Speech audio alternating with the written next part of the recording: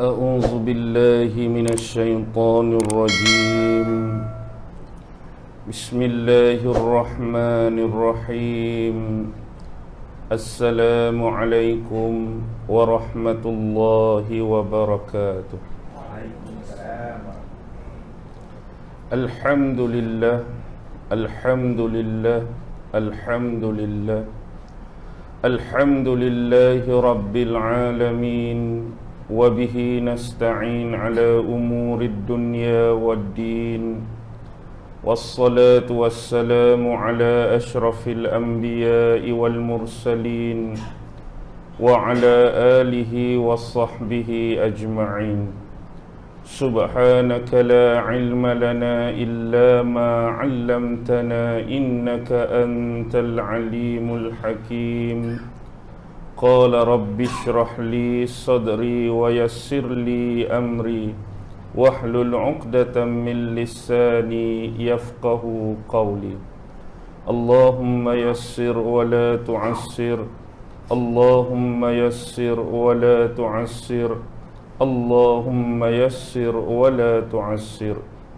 اللهم صل على سيدنا محمد وعلى آل سيدنا محمد. اللهم صل على سيدنا محمد وعلى آل سيدنا محمد. اللهم صل على سيدنا محمد وعلى آله وصحبه وسلم. أما بعد. Alhamdulillah, syukur kehadrat Allah Subhanahu wa ta'ala kerana dengan limpah kurnia, rahmat, kasih sayang dan inayah daripada Allah Subhanahu wa ta'ala, alhamdulillah, pada malam ini sekali lagi kita sama-sama dapat dipertemukan oleh Allah Subhanahu wa ta'ala. Mudah-mudahan majlis ilmu kita senantiasa diberi rahmat dan keberkatan dari sisinya.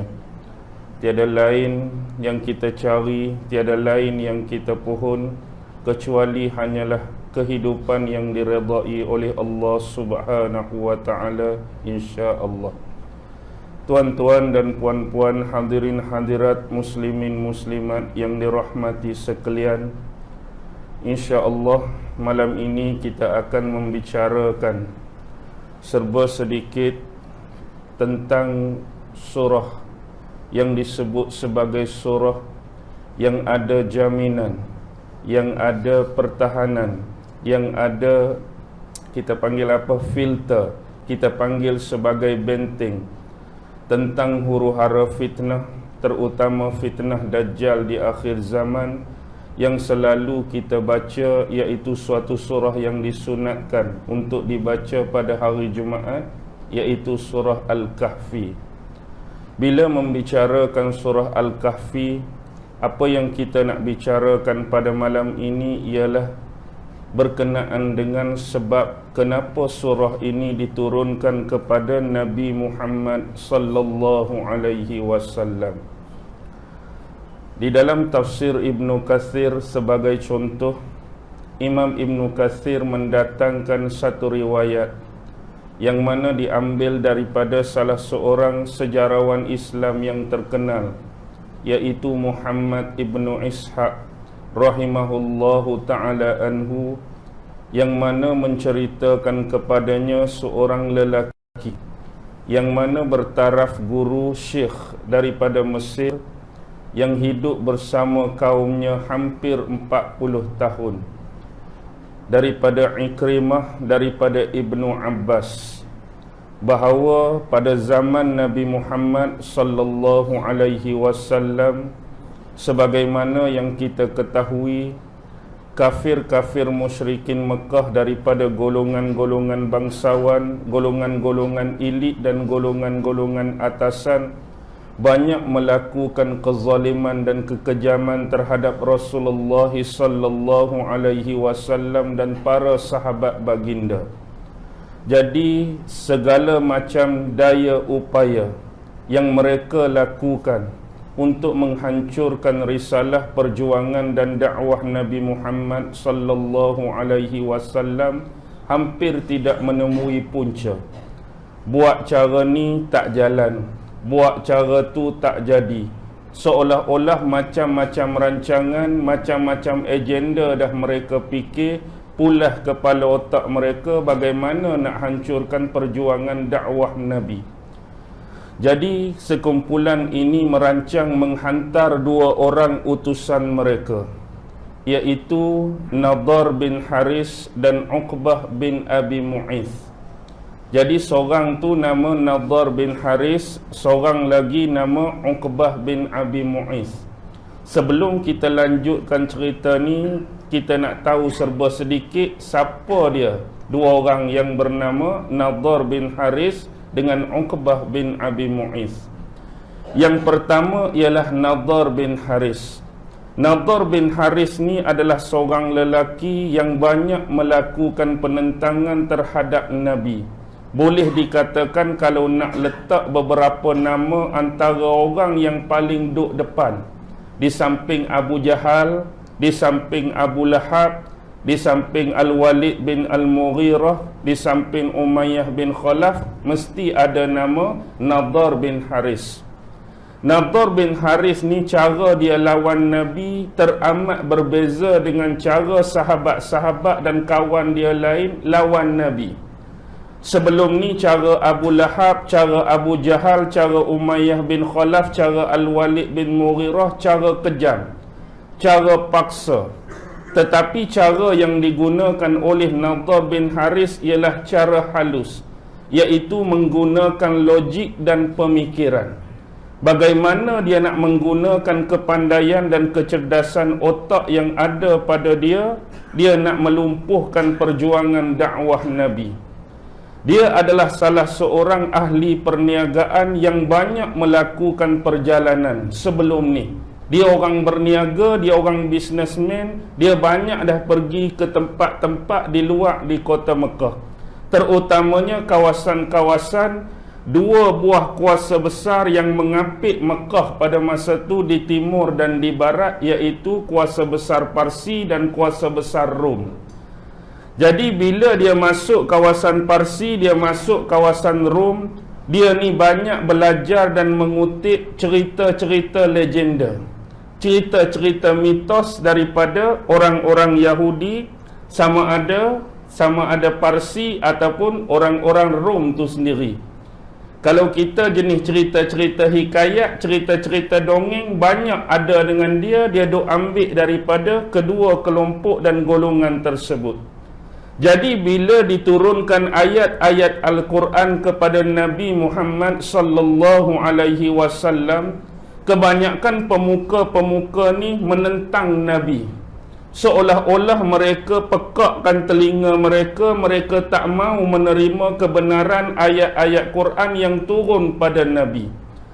Salah satu cara ialah bagaimana mereka nak tahan orang lain daripada berminat dan nak belajar tentang ayat-ayat Quran yang diturunkan pada Nabi. Dia juga ajak orang lain supaya dengar cerita dia. Maksudnya dia panggil orang, dia memperdengarkan hikayat-hikayat, cerita-cerita dongeng daripada Parsi. Dia memperdengarkan hikayat-hikayat dan dongeng-dongeng daripada Rom tadi.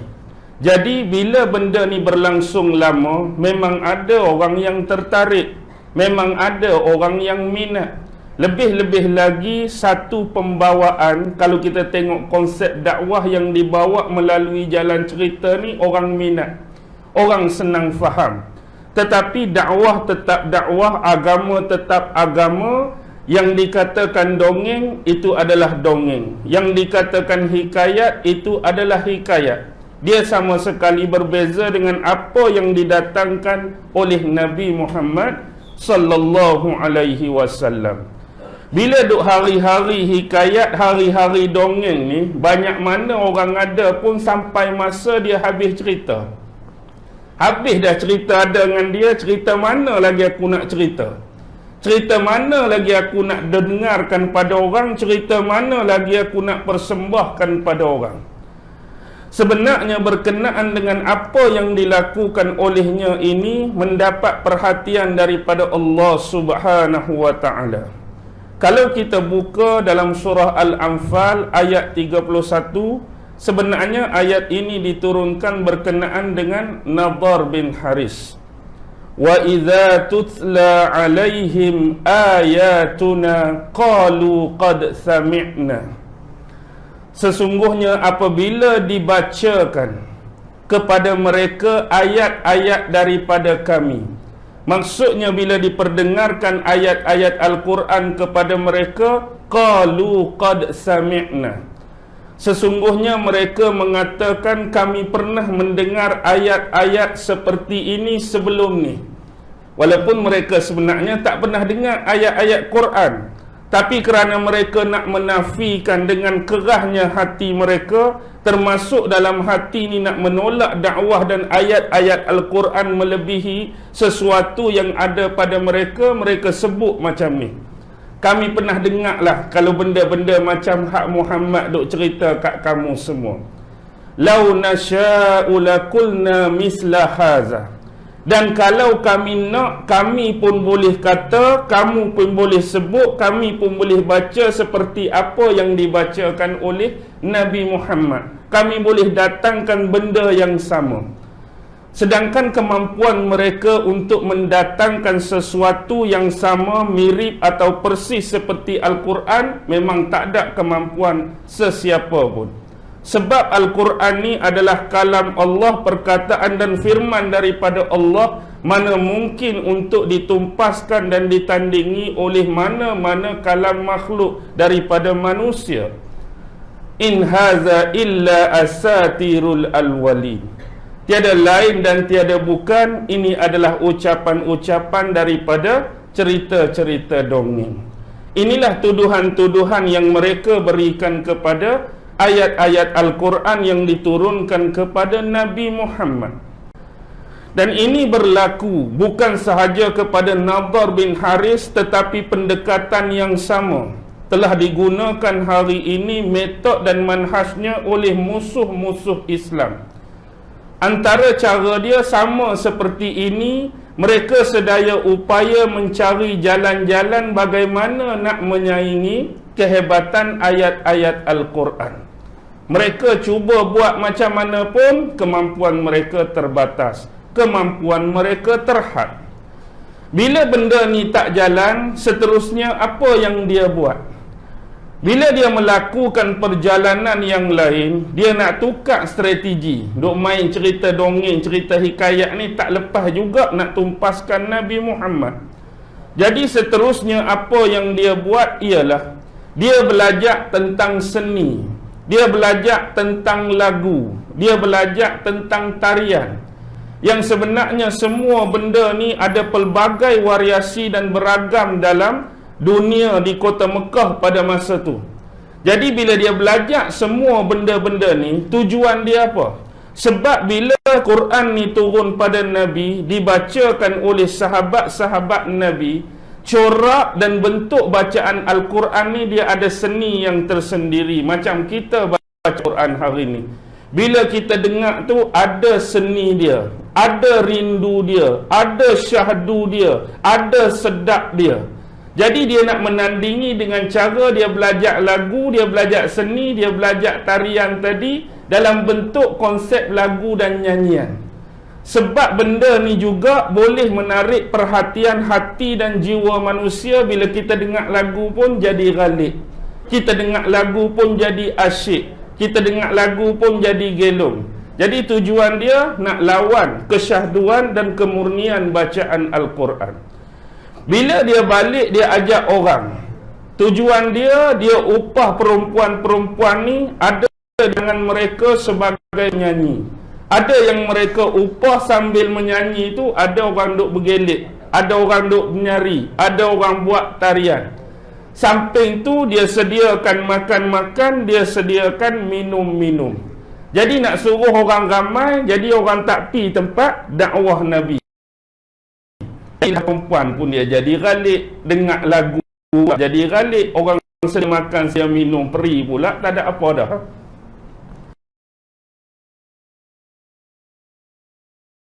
Jadi bila dia memang tak lagi nak menyekat kemarahan perjuangan dakwah dan risalah Nabi Muhammad sallallahu alaihi wasallam. Sekali lagi kalau kita baca dan buka dalam surah Luqman ayat yang ke-6. Wa minan nasi man yashtari lahwal hadis li sabilillahi bighairi ilm wa yattakhidhaha huzwa ulaika lahum azabun muhim.